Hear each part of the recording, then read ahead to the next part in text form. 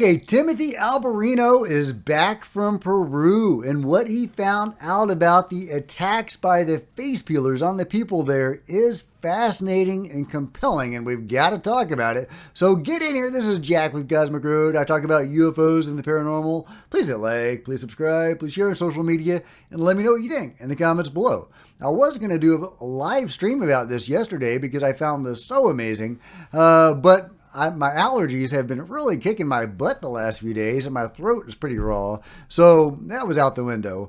But let's go over some of the highlights from the amazing report that Timothy Alberino gave, and I highly recommend checking out the full thing on his channel, and I'll link to it below.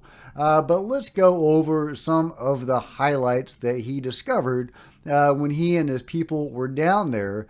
I think they were down there for about a week. I think they were in the San Antonio area where a lot of the attacks have been happening for 3 days, and they also traveled a bit as well.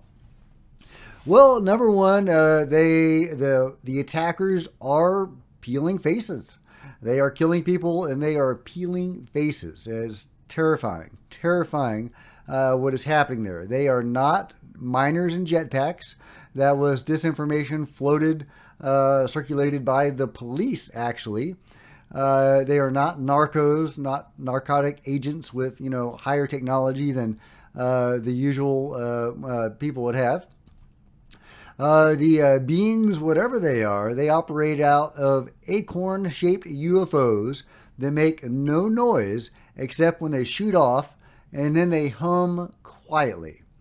The face peelers can fly when only wearing their boots, but they can fly much better on their hoverboards. Their boots fit into these boards and they just fly around really, really fast.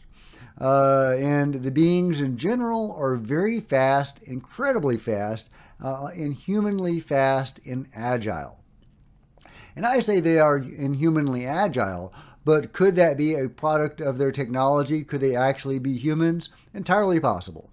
Their helmets are very big and oversized and elongated, hinting at maybe an inhuman-shaped head, like a gray alien, like a tall gray or something like that.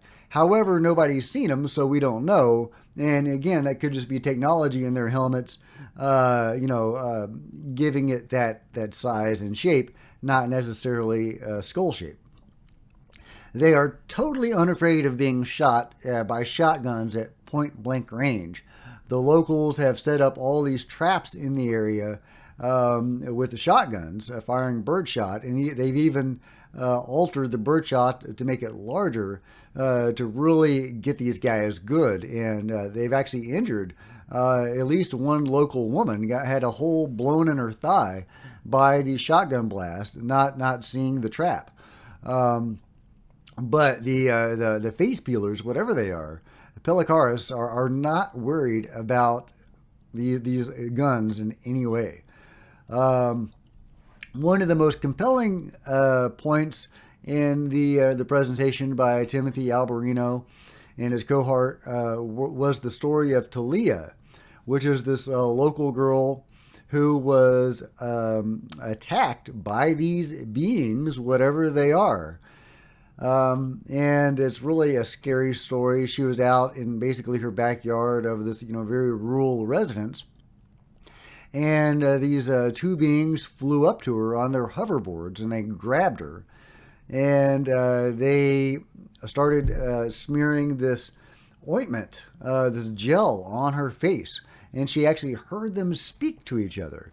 And one of them said, "No, don't put too much gel on her face because it will render the flesh unusable." So, and then they took out a laser, what seemed to be a laser scalpel or something like that, and started to seemingly peel off her face. And her skin went numb from this gel they were putting on. She was struggling and thrashing around, and she was. They took one hand off of her mouth and prepared to slap her, and then she was able to scream. And her family members came out, and the Pelicaris left. So, but she was actually able to hear them speak. They were speaking in Spanish. One of them spoke in fluent Spanish. One of them spoke in what she described as American accented Spanish. And, Timothy refers to that one as the gringo and the other one as the Peruvian. So, were they humans? Was one of them an American and one of them a local? The American, the one that spoke in American accented English was taller. So, again, does that mean they are human? It's important to note that Timothy says that she's suffering from PTSD. And indeed, he actually financed her therapy sessions after this. Her family wasn't able to afford the therapy for her, so Timothy stepped up and did that. So hats off to Timothy for doing that. Now, he does say that, maybe her memory was foggy and she was filling in missing pieces in her memory and unintentionally confabulating some of this story. So did they really speak to each other in human language? Because as he makes great pains to point out, nobody else that he interviewed, and he talked to a lot of people that were encountering these beings, heard them speak. So, is that true? We don't really know for sure. We don't have any corroboration on them speaking. But it is very interesting, and we definitely need some more corroboration on that, because that would definitely point to them being human. At any rate, it does look like they are peeling people's faces, and there have been several deaths, and there's at least one known example. You can find it online. I'm not going to show that video or that picture of the man with his face peeled. It's pretty gruesome, but that does seem to be something that is happening and something these beings are doing. Are they doing other things as well? Human trafficking, organ harvesting? We don't know. There's no military assistance for these people, no Navy, nothing like that. Unfortunately, there does seem to be some military assistance going on in Brazil, but not in Peru. The police have been no help at all. They came out to interview somebody, possibly Talia, I forget, where there was another attempted abduction or mutilation. And it was the police that actually spread the disinformation about the miners in jetpacks when they came out to do that interview and to take her witness account. So are the police in the employ of the control group? Why would they be spreading this disinformation otherwise, right? Unless they have some sort of government mandate just to hush this up. But again, that points to, involvement in the control group. And as I've reported on, many times in the past, the U.S. or whatever the UFO control group is and whatever its borders are, has a heavy presence historically in Mexico and South America. And they engage in crash retrievals. They have local bases of these crash retrievals. Lance Corporal Wygant reports, on such a local hub of these crash retrievals in Peru that was actually a multinational, effort. Even the people of China were participating in this effort back in the 90s, which is, just fascinating. And, it's hard to put all these pieces together, but, we're doing the best we can.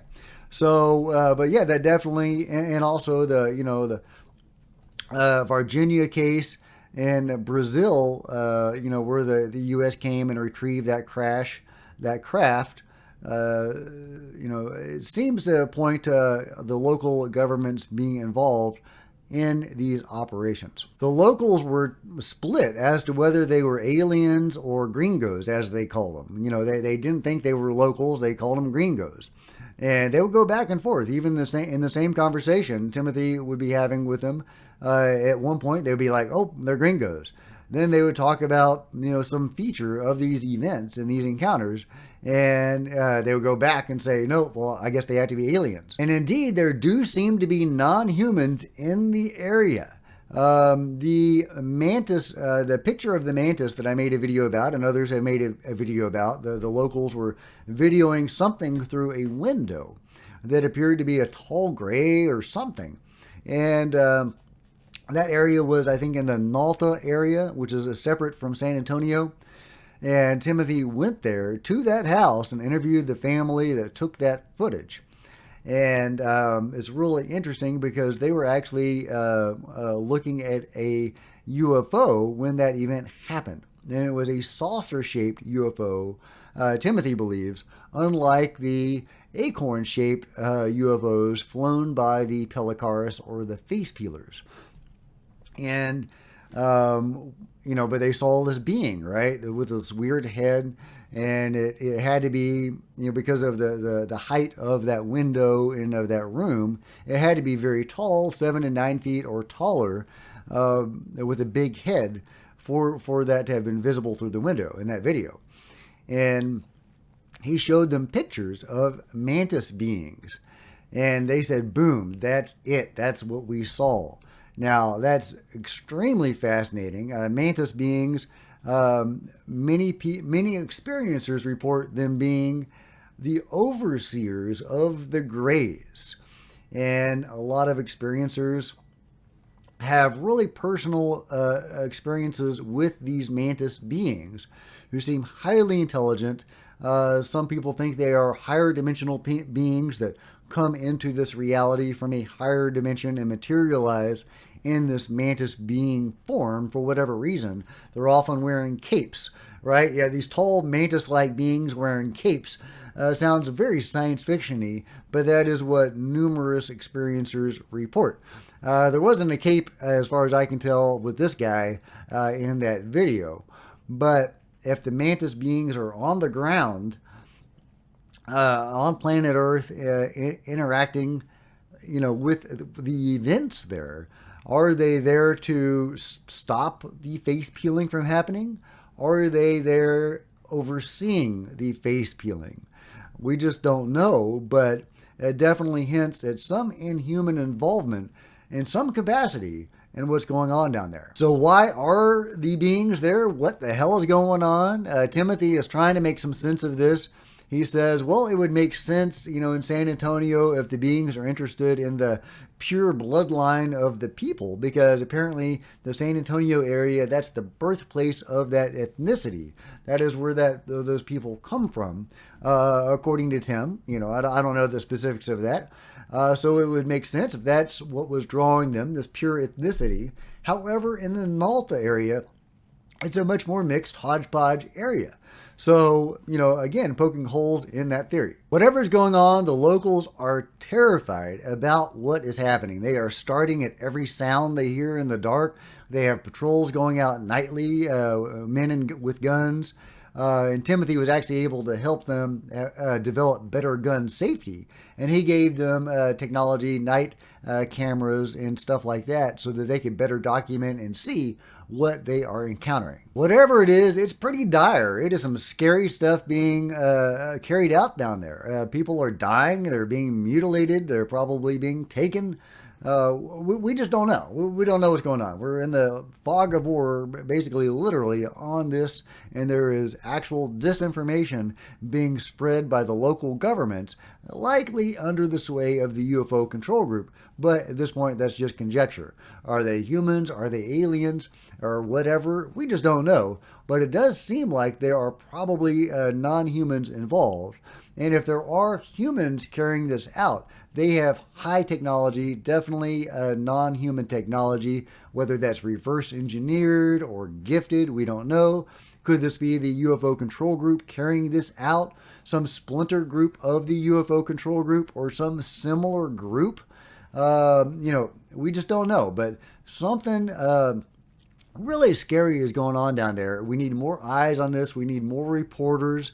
We really need the authorities to get involved, the military, whoever, to go down there and actually protect these people who are suffering from these dire events.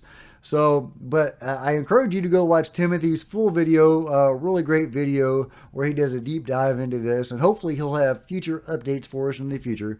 And but yeah, an alarming but fascinating and important thing that's happening right now. And let me know what you think about all this in the comments below. And if you've enjoyed this video, please give me a big thumbs up. I sure would appreciate it. Smash the subscribe button and the bell to be notified of future videos.